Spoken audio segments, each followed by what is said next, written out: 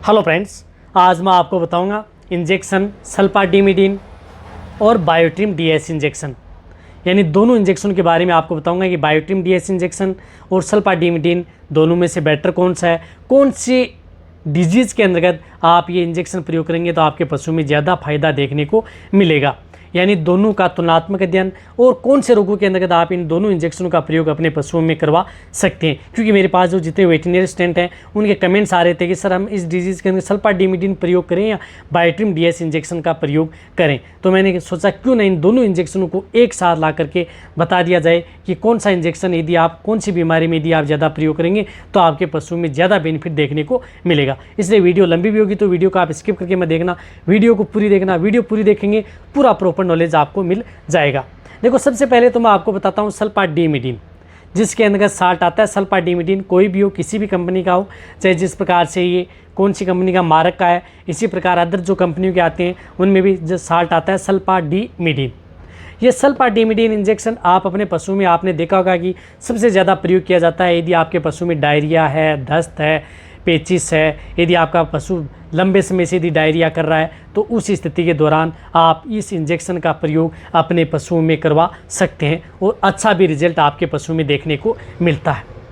रही बात यदि आपके पशु में जिस प्रकार से नॉर्मल यदि डायरिया हुआ, आपने सल्फाडिमिडीन इंजेक्शन लगा दिया, आपको अच्छा रिजल्ट मिल जाएगा।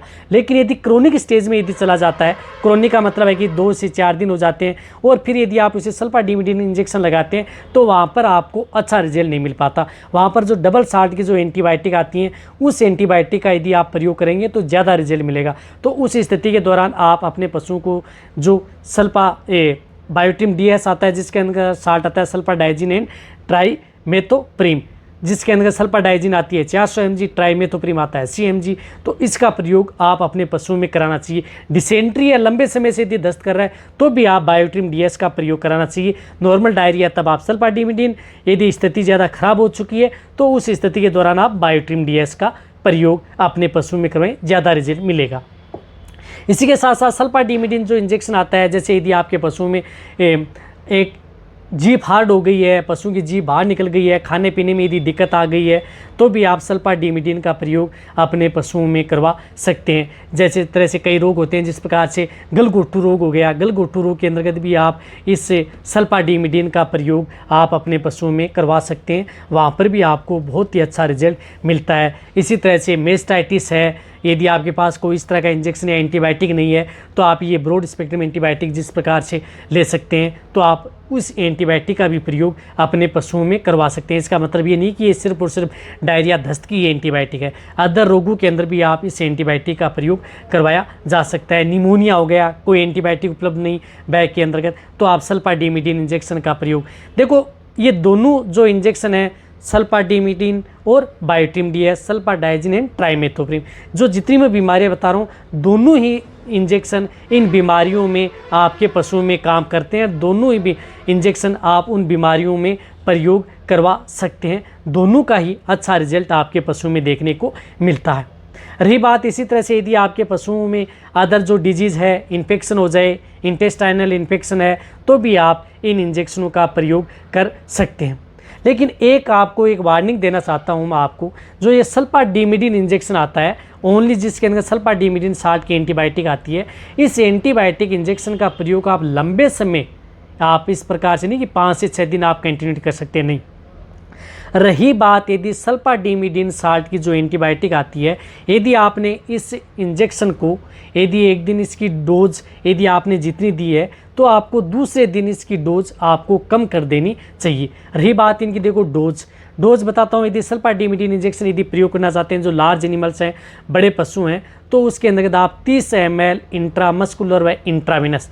और रही बात यदि पूरी डिटेल से जानना है तो इस इंजेक्शन के बारे में पूरी डिटेल से वीडियो बनी हुई है, दोनों इंजेक्शनों के बारे में वहाँ पर जा कर के देख सकते हैं। यहाँ पर यदि कुछ छूट गया है किसी बीमारियों के बारे में तो मेरे चैनल पर ही बनी हुई है।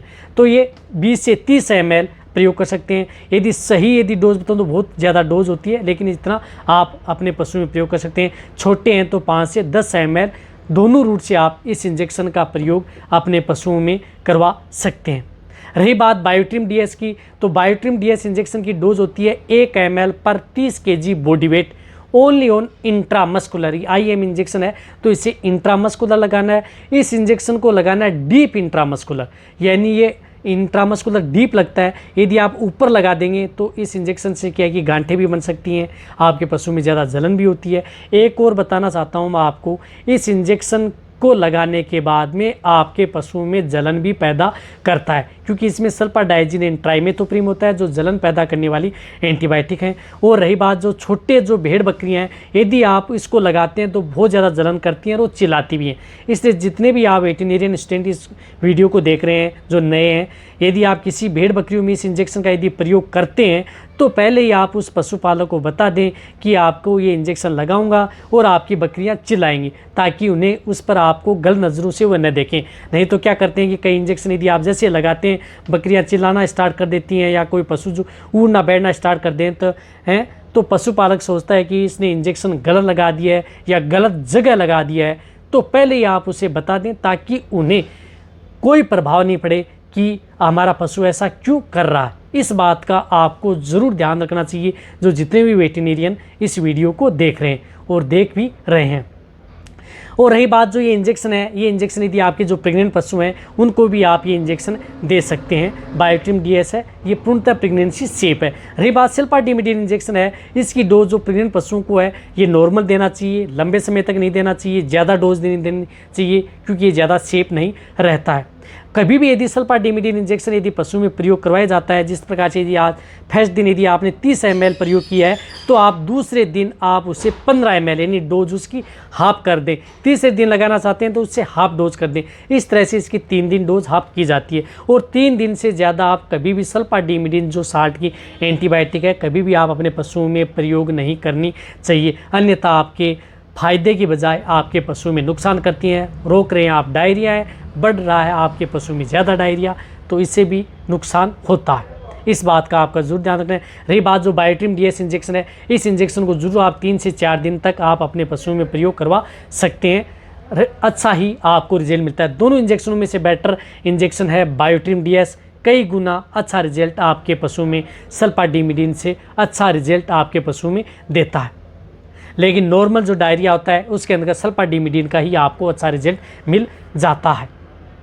इसी तरह से इन दोनों इंजेक्शनों का प्रयोग यदि आपके पशु में जिस प्रकार से मेट्राइटिस है, यूरिनरी ट्रैक्ट इन्फेक्शन है, पशु रुक रुक के पेशाब कर रहा है, पेशाब में कोई दिक्कत है या इन्फेक्शन यदि आपके पशु में हो गया, तो दोनों इंजेक्शन आप अपने पशुओं में करवा सकते हैं। वहाँ पर भी आपको बहुत ही अच्छा रिजल्ट देखने को मिलता है।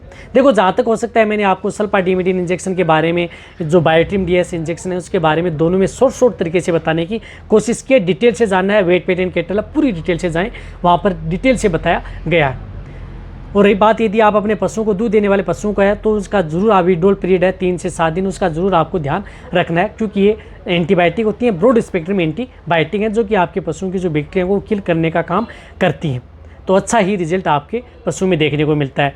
यदि डिसेंट्री है, पेचिस है, खून फेंक रहा है, आपका पशु बहुत पतला गोबर कर रहा है, तो आप उसमें बायोट्रिम DS इंजेक्शन का ही प्रयोग करें, अच्छा रिजल्ट मिलेगा। ये एक और आपको बताना मैं भूल गया था। वीडियो अच्छी लगी नीचे जाके आप कमेंट मिलकर मेरी वीडियो को जितना हो सकता है पशुपालक वेटरनरी स्टूडेंट है उनके साथ शेयर करते हैं। इसी तरह से आपको इस चैनल पर किसी भी प्रकार की यदि आपको कोई दिक्कत है तो कमेंट कर सकते हैं, व्हाट्सएप पर मैसेज कर सकते हैं। यदि आपको किसी भी तरह की कोई दिक्कत है उसके बारे में आपको वीडियो मिल जाएंगी, किसी भी इंजेक्शन के बारे में सही और सटीक जानकारी के साथ। मेंबरशिप लेना चाहते हैं वीडियो इस चैनल की ले सकते हैं। मेंबरशिप लेने के बाद में आपको व्हाट्सएप पर आपको किसी भी क्वेश्चन का जवाब आपको मिल पाएगा, अन्यथा आपको जवाब नहीं मिल पाएगा। इसी तरह से वीडियो देखते रहें, इसी तरह से आप मेरे को प्यार देते रहें। थैंक्स, धन्यवाद।